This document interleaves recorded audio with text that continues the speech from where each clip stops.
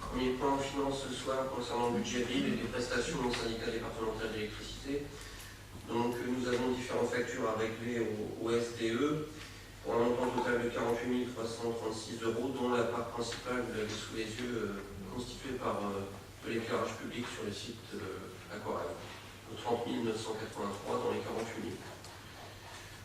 Pas de remarque sur cette facture globale de l'éclairage public. C'est réalisé. Oui. Mais c'est toujours après la réalisation. À une époque même, c'était quasiment 2 ans après la réalisation. Maintenant, c'est beaucoup plus rapide. Ils ont mis un peu d'ordre dans leur trésorerie, dans leurs créances qu'il y avait à droite et à gauche. Mais c'est mieux pour tout le monde, parce que nous mettions aussi la somme en face. Et elle n'était pas forcément débitée tout de suite. C'est le cas maintenant.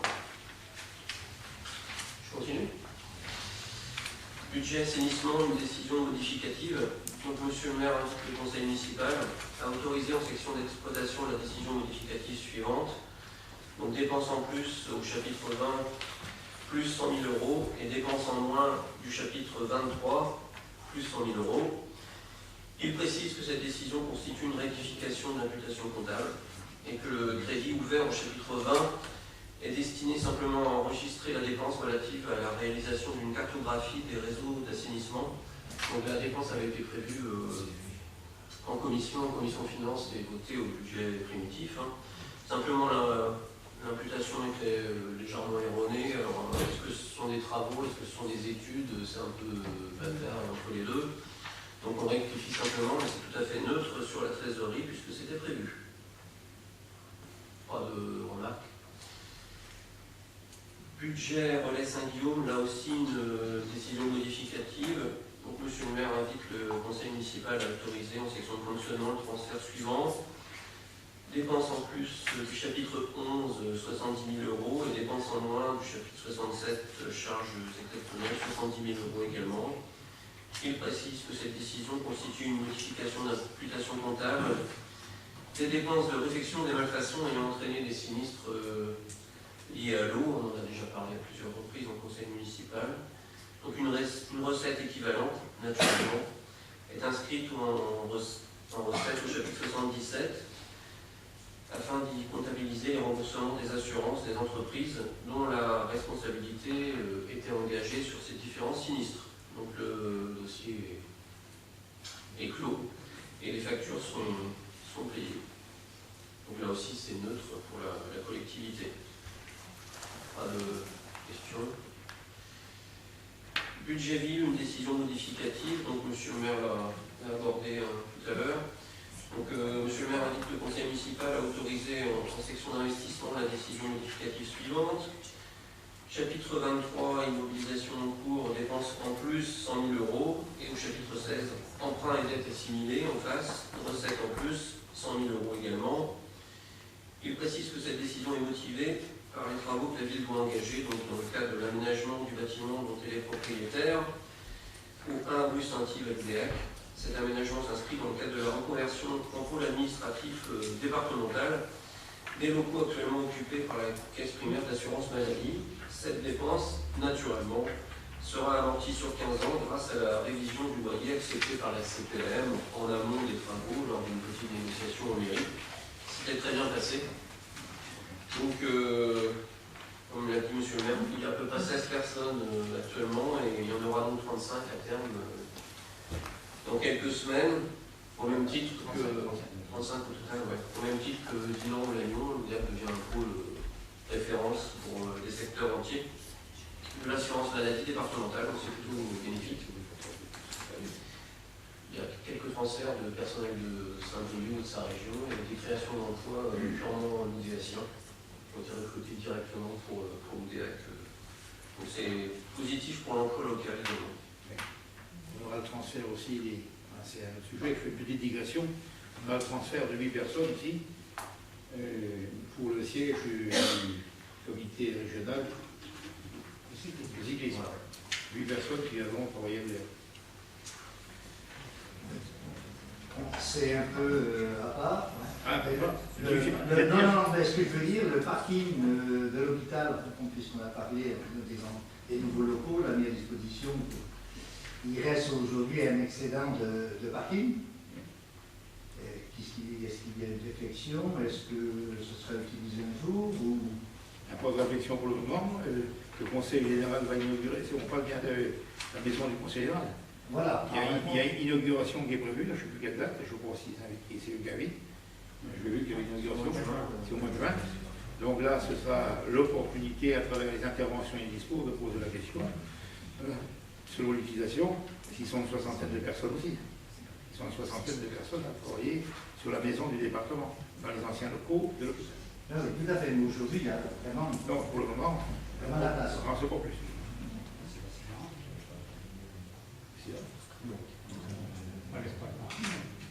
Ah, je ne pas derrière. Il faut ajouter aussi que dans le cadre de la restructuration des services de long séjour, plus tard, il y aura reconstruction du bâtiment qui est assez ancien, et donc il est possible qu'ils prennent un peu plus de foncier qu'actuellement, parce que ce ne sera sans doute pas un bâtiment cubique sur plusieurs étages, comme c'était le cas à l'époque. Donc il faut réserver du foncier, je pense, pour cela, pour accueillir nos anciens dans de bonnes conditions dans l'avenir. Pas de voilà, parce que c'est une décision modificative, sinon, concernant la CPR. Bon, là, ça n'avait pas été prévu initialement au budget, mais finalement, on a répondu présent quand ça a été demandé.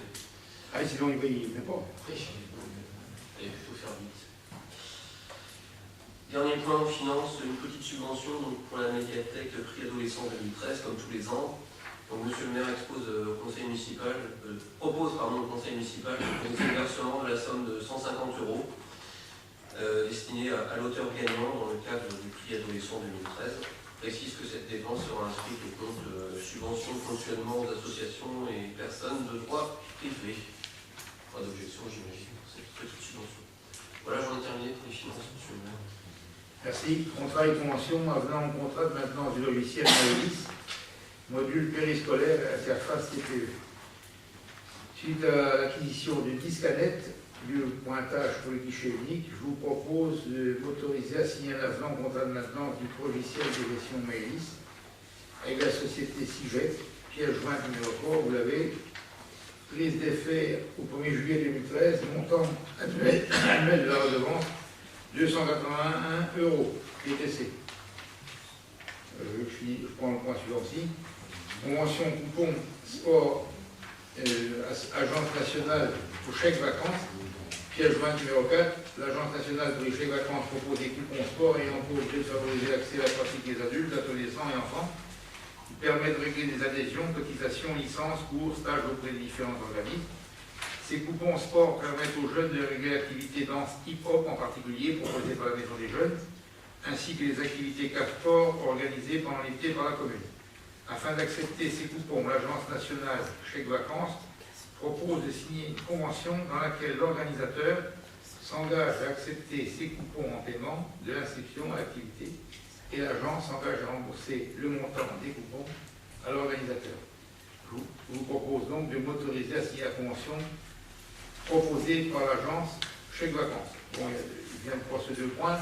L'avenant du contrat de maintenant, je pense que ça ne pose pas de problème. On fait tous les ans 281 €. Et le deuxième point, est-ce qu'il y a des interventions? Intervention non plus. Merci. Travaux mise en conformité du câble d'éclairage public avenue des combattants. Donc il y a un erratum là. Et je vous demande de corriger. Je vous demande de corriger. J'ai vu qu'il y avait une faute là. Enfin, une faute d'importance de chiffres. Donc avant que j'arrive dessus. La troisième ligne, c'est pas une subvention d'équipement au taux de 5%, c'est au taux de 50%. Parce que 17 000 par rapport à 34 000, c'est pas 5%. Excusez-nous pour l'erreur qui nous a échappé. Et je vous lis maintenant, vous savez que l'éclairage avenue des combattants pose plein de problèmes. Souvent à Noël, ça disjonque tout le temps. Donc il y a une part de responsabilité. Je ne vais pas incriminer beaucoup de personnes, mais je pense que le syndicat d'électricité s'est auto un peu accusé de ne pas avoir fait le nécessaire. Pourquoi? Parce qu'ils prennent 50% à charge au lieu de 35 ou 37 habituellement. J'ai téléphoné directement à Jean Gaubert ancien député, président et qui a accepté au cours d'une discussion dans le bureau de M. Deschamps. Ils ont fait un effort pour qu'on refasse et que l'avenue des combattants en plein centre-ville qui dessert la poste soit éclairée et non pas des interventions toutes les semaines avec 3 lampadaires qui lâchent, 4 qui sont éteints. Alors il a reconnu que les travaux qui sont possibles que ça, c'est ce que m'a dit M. Deschamps il y a 9-10 ans, une dizaine d'années. À 99, ça fait 14 ans. Mais moi, il a reconnu quand même que ça, Jean Gaubert, qui est un homme de bonne composition, avec qui je m'entends très bien, donc il nous a dit que après une intervention, ça nous a fait gagner 4 000 euros, je pense. Alors maintenant, j'ai lu. Le Conseil est invité à approuver le projet des travaux de mise en sécurité de l'éclairage public dans l'avenue des combattants présenté par le syndicat départemental d'électricité et pour un estimatif de 34 200 euros TTC, majoré de 5% de maîtrise d'œuvre. La commune, en formule habituelle, ayant transféré la compétence éclairage public au SDE, le syndicat bénéficiera du fonds de compensation de TVA et percevra de la commune une subvention d'équipement, enfin c'est la formule, percevra de la commune tout simplement 17 100 euros, donc ce qui représente un taux, comme vous le voyez, de 50% par rapport à 34 200. Calculé sur le montant de la facture entreprise, affecté le coefficient moyen du marché, etc., etc. Le Conseil est invité à m'autoriser à signer la dépense correspondante pour qu'on essaie de régler le problème de l'avenue du combattant. Intervention. Les travaux sont réalisés? Non. Dernièrement, on a vu, puisque là, il n'y a pas de tranchée. Ils vont renforcer le souterrain. Monsieur Béchamp, si, tranché. Si, ils vont remplacer le câble. Ils vont remplacer le câble. Et ça passe pas dans les fourreaux existants. Non. Oui, je tiens à préciser quand même que pour la municipalité est non responsable de ce problème qui date de la fin des années 90. Il semblerait, sans citer l'entreprise qui travaillait à l'époque pour le SDE, que certains câbles qui auraient dû être changés dans de bonnes conditions n'ont pas été en 98 ou 19 lors de la réflexion totale de l'avenue des combattants, entreprise toujours existante, qui travaille régulièrement pour le SDE. Donc ce qui explique aussi la participation facile du SDE, d'autant plus que ensuite une autre entreprise est intervenue pour le compte de RDF pour des réfections de câbles souterrains de l'année 50. Et à cette occasion de travaux, bizarrement des pannes itératives sont intervenues pendant de longues semaines et de longs mois. Et moi je ne pense pas trop au hasard, ce genre de choses. Donc je me dis qu'il y avait une intervention étrange d'une entreprise qui travaillait pour le SDE ou le RDF sur nos câbles qui n'étaient pas de qualité exemplaire telle qu'elle était sans doute prévue dans le marché en 98-19. Il a été implicitement reconnu par le SDE, puisque Jean Gaubert a abondé en donnant plus, en disant que la participation de la ville ne sera que de 50%, au lieu de 63 ou 65. Nous avons évoqué, si j'ai bonne mémoire, des récupérations de câbles aériens qui avaient été mis souterrains, de récupération de câbles, enfin bon, nous n'étions pas élus, en tout cas, moi à l'époque, mais ça m'a paru un peu étrange. Bref, ce sera réglé, mais du coup, ça va effectivement abîmer la chaussée, ce qui est franchement inadmissible en plein centre-ville, pour des travaux qui datent de 15 ans, par arrondir. Mais bon, voilà, les techniciens de l'époque ne sont plus forcément là non plus, ceux qui ont surveillé le chantier non plus, etc. On a trouvé une procédure consensuelle, on va pas se lancer dans des procès qui durent longtemps, avec la lumière qui va encore sauter tout l'hiver. La question, il n'est pas possible. Non, il vous répond. On a choisi une procédure consensuelle, ils ont fait un effort pour reconnaître que c'est vrai que ça aurait dû être mieux. Non, c'est pareil, une maison neuve qui est mise aux normes aujourd'hui, ça sera plus dans Et j'espère qu'à l'hiver, ça va bien fonctionner, qu'ils vont pouvoir intervenir tous les semaines avec un éclairage défectueux avenue des combattants. C'est vrai, je partage, puisque ça fait triste. Oui. En plein hiver, En plein centre-ville en plus. D'accord. Bon, allez, je prends. Donc, vous m'autorisez à engager la dépense. Tout le monde est d'accord? Pas de problème. Bon, page 6, aménagement paysager du giratoire fiscal. Entrée nord de l'agglomération, suite à la création du giratoire, la ville souhaite réaliser l'aménagement paysager, souhaite à l'obligation de l'aménager, souhaite c'est moral, obligation morale. Oui. En du giratoire, oui, on peut faire un aménagement du giratoire. Et créer un cheminement piéton en aire de covoiturage du giratoire du château. Dans le cadre de cette opération, il est nécessaire d'approuver une convention de la ville et du Conseil général. Pièce jointe numéro 5. Je vous demande de m'autoriser à signer la dite convention établie par le Conseil général pour la réalisation de ces travaux, ainsi que l'entretien ultérieur de ces espaces, comme ça se fait habituellement. Question? Je vais prendre les ressources humaines maintenant. Bon, vous prenez la feuille verte, parce qu'il nous reste plus des problèmes de personnel, et le conseil sera fini. Ressources humaines. Procédure de dématérialisation pour la télédéclaration et télépaiement de la contribution de solidarité. Je vous informe que dans le cadre de la rénovation de la gestion publique, une procédure de télédéclaration et de prélèvement de la contribution de solidarité en faveur des travailleurs privés d'emploi, créée par la loi numéro 82-839 du 4 novembre 1982, a été mise en place. Cette procédure a pour objet la dématérialisation complète des opérations de déclaration, suppression des déclarations papier, et se traduit par la mise en œuvre du prélèvement automatique comme mode de règlement de la contribution de solidarité. À cette fin, il est nécessaire d'établir une convention tripartite de télédéclaration en avis, d'une part, le Trésor public d'autre part, le Fonds de solidarité. L'Assemblée et le Conseil est invité à délibérer de l'utilisation de signer la dite convention. Je ne sais pas si moi je suis pas un spécialiste de la dématérialisation. C'est juste de la simplification administrative et puis le plus recherché c'est toujours diminuer le papier, l'échange de papier. Bon, ça dit ça. Et il y a une plateforme sécurisée en fait. Le montant de l'intervention solidarité. Oui, mais pourquoi en faveur des travailleurs privés d'emploi Parce que l'intervention solidarité, c'est une ligne que vous avez sur la bulletin de salaire qui alimente cette caisse. Ah, ok, d'accord. Merci pour le renseignement. Bon, je passe au dernier point, personnel. Recrutement d'un agent contractuel. C'est pas un recrutement, mais c'est pas un recrutement. Je rôle, mais je peux vous m'expliquer, je peux rien dire, c'est un recrutement.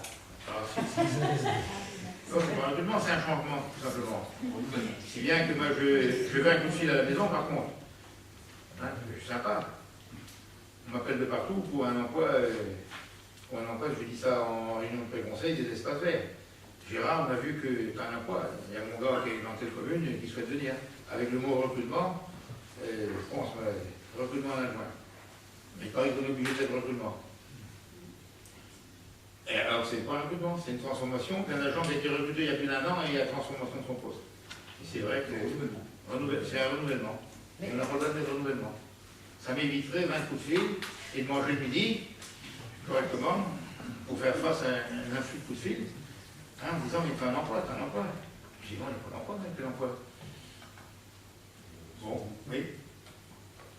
Oui, c'est vrai que les termes recrutement, on trouve ça aussi sur les annonces du centre de gestion, mais parfois ça porte à confusion parce qu'en effet, on est tenté de solliciter un entretien et l'embauche et en fait, il ne s'agit absolument pas de recrutement, mais bon, c'est le terme consacré. Non, juste ma question, moi, c'est si c'est un renouvellement, pourquoi est-ce qu'on renouvelle pour un an? Pourquoi est-ce qu'on n'embauche pas cette personne le recrutement, non, c'est...